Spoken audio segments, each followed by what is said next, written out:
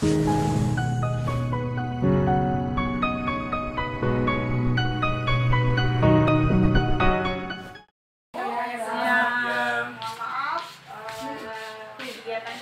ada terlambat, saya juga datang terlambat tadi karena ada kegiatan di puskesmas.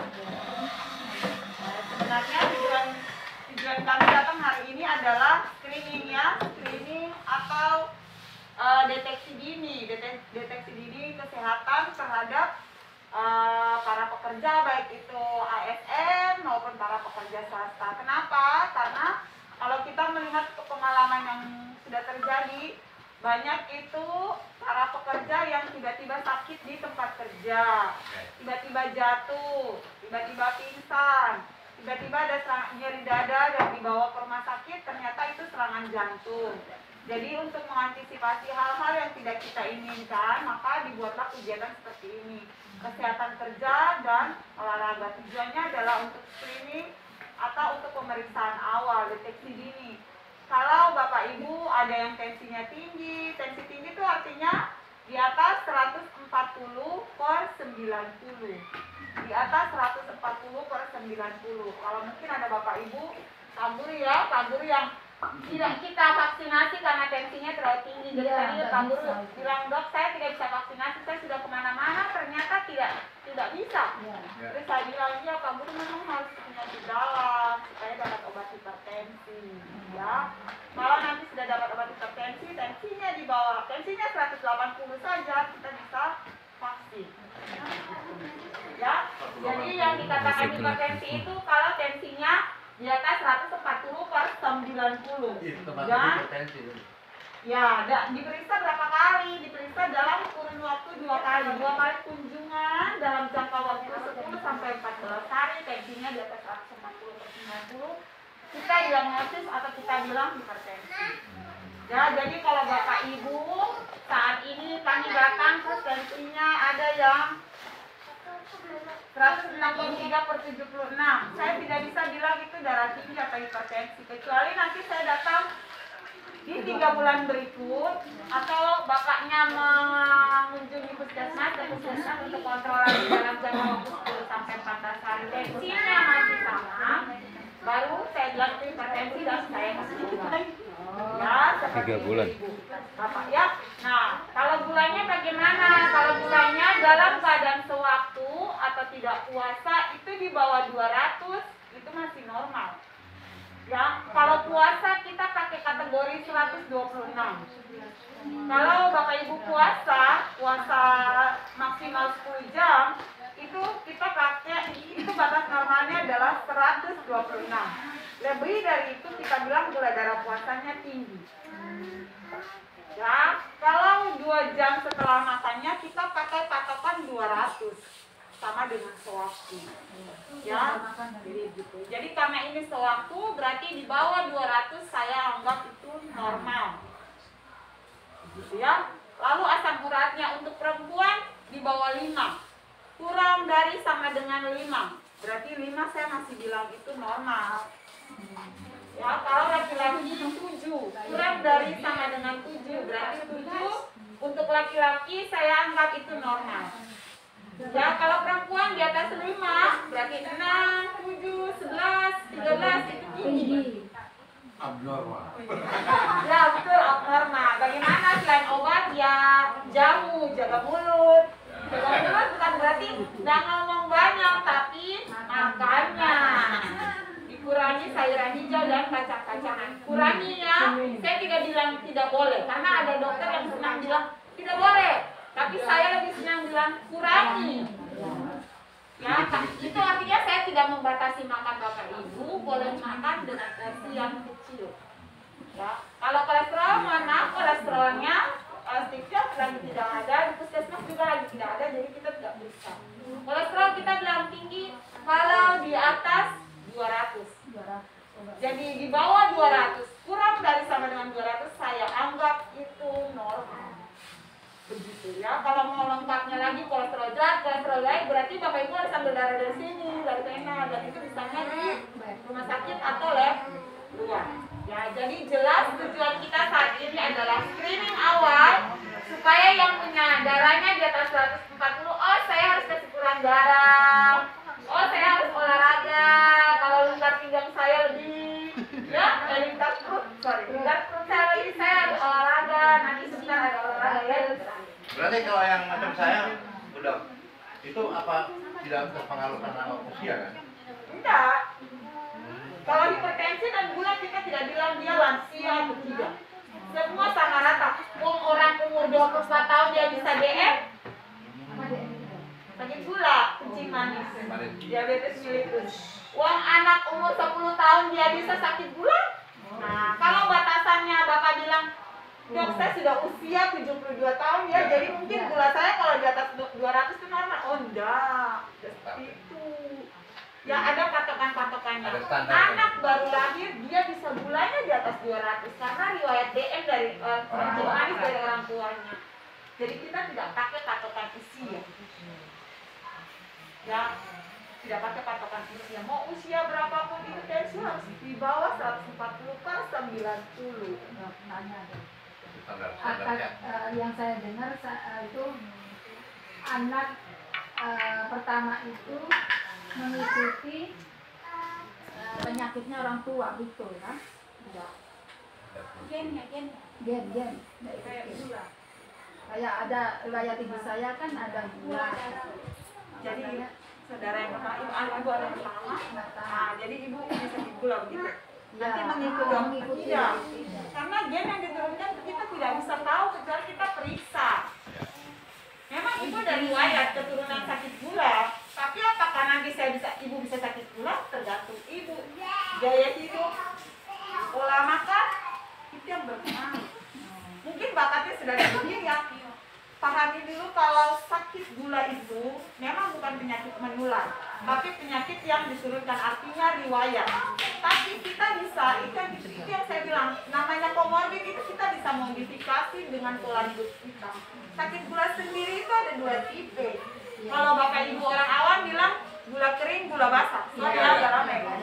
Gula kering, gula basah.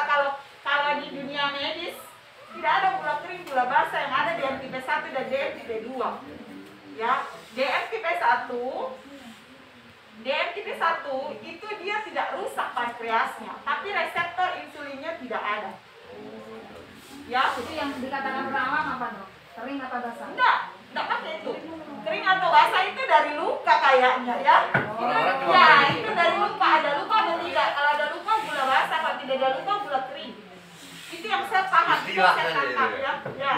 Tapi di dunia medis sendiri adanya DM tipe 1 dan DM tipe 2. DM tipe 1 kalau reseptor insulinnya tidak ada. DM tipe 2 kalau pankreasnya yang terganggu, dia tidak bisa menghasilkan insulin. Makanya gulanya tinggi, naik. Terus dengan insulin. Itu makanya ya betul, kenapa dikasih insulin, kenapa dikasih obat gula yang minum. Itu karena insulinnya yang tidak ada. Kami membantu ide insulin dari luar, obat gula dari luar supaya gulanya turun. Terus begini dok, katanya yang gula itu kan kalau yang punya gula terus harus minum gula apa namanya? Diabetasol. Ya, diabetasol. Itu fungsinya apa gula itu? Begini, coba ibu perhatikan di kemasan makanan atau minuman itu kalorinya berapa. Ini ya. Gula kan itu sama dengan kalori. Kalau di sini pakai karbohidrat 17 gram. Ya, kenapa pakai diabetasol? Kenapa pakai Tropicana Slim? Ya. Itu karena kalorinya yang rendah. Gula sendiri kan di dalam tubuh dirubah jadi energi kan, kalori kan. Nah, gitu. Kenapa kita harus pakai kayak kalori rendah? Supaya dia tidak tambah banyak di dalam badan. Tubuh tidak berat lagi. Ini mau kasih masuk gulanya bagaimana ke dalam sel? Insulinnya tidak ada. Gitu. Jadi perhatikan, kalau ibu mau tahu kenapa, perhatikan di kalorinya. Di kalorinya, di semua kemasan kalori. Kalau ini karbohidrat ya, biasanya di sini karbohidrat. Kalau di Sama ya dok, kalau dengan karbohidrat sama. Iya, karbohidrat juga kan. Ada lagi yang bilang harus makan ubi-ubian. Ya. Nah, itu karena kalorinya yang rendah. Ada lagi yang bilang makan sagu, itu kalorinya yang rendah. Kalau ibu bisa search, googling, itu coba cari daftar menu DM itu ada nanti dia kalorinya berapa, energinya berapa, proteinnya berapa, lemaknya berapa, itu ada. Saya juga tidak hafal. Kalau macam saya. Karena kalau gula yang lain itu kalorinya tinggi. Dan tidak Terutama nasi. disarankan, ya.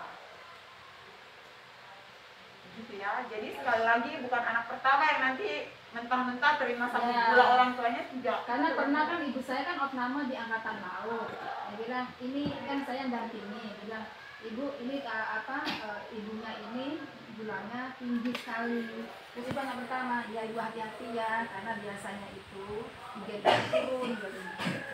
Jadi Makanya saya kayak Dietnya menurun. ya, kalau ibu punya potensi untuk sakit gula, Itu ada gitu. ada. Cuma Tergantung ibu nanti betul didiagnosa sakit gula, DM atau tidak ya tergantung ibu. Kalau begini itu pasti dia tahu. Kalau untuk golongan darah yang sama dok, Enggak. tidak juga ya? saya B, saya O. Karena ada O juga ada positif, ada O negatif. Nah, maksudnya misal bapak golongan darah B, Hah? gula turun di anaknya yang golongan darah B Istilahnya tidak juga ya? Tidak. Kayak kita nggak was-was ya kan orang Iya. tua di pola makan. Intinya sekarang adalah bagaimana kita Konsumsi. hidup sehat, olahraga. Itu yang sering tidak bisa kita lakukan gitu. Olahraga itu yang paling tidak bisa. Padahal kita sering gerak, apakah dinamakan gerak itu bukan olahraga? Beda. Beda. Aktivitas Kalau kita di fisik. kelas ini sudah Itu benar-benar aktivitas fisik berarti. nggak dikatakan olahraga. Tidak.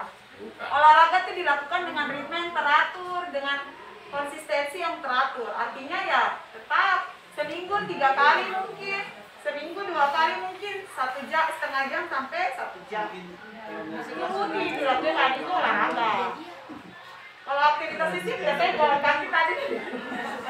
Belakang mestinya aktivitas fisik ya. Beda. Ya.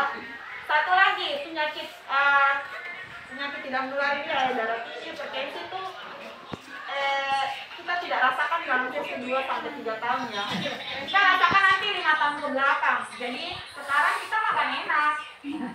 Makan saja enak ya. Nanti tubuh mengkompensasi. Ya saya kasih tahu waktu 20 tahun kok makan enak. Nanti sakitnya setelah itu.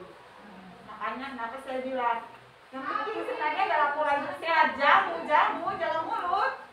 Ya porsi makannya Ingat itu. yang Ingat diatur itu. ya, bukan makanan. Oke Bapak Ibu, saya kira itu saja dari saya. Nanti kalau ada yang mau bertanya lagi, Jamu kayan. silakan dititip saja sama teman-teman saya. Saya pamit duluan. Ya. Ya, dokter. Dari data screening kesehatan yang dimentori langsung oleh Dr. Lia menghasilkan hasil yang cukup menyenangkan bagi guru-guru MADDI sebagai berikut. Yang pertama Bapak Amirul, kemudian tensi darahnya 148, sedangkan golongan darahnya untuk gula darahnya 210. Kemudian Ibu Nafia 118, gula darah 136, Ibu Karlina 117, gula darah 85, kemudian Ibu Nur Lindayani tensi darahnya 139, gula darahnya 136. Saya sendiri Pak Umar 138 tensinya, kemudian golongan gula darahnya maksud saya 105, sedangkan Ibu Siti 120, gula darahnya 102, Pak Nono 163 tensinya, sedangkan gula darahnya cukup tinggi 237,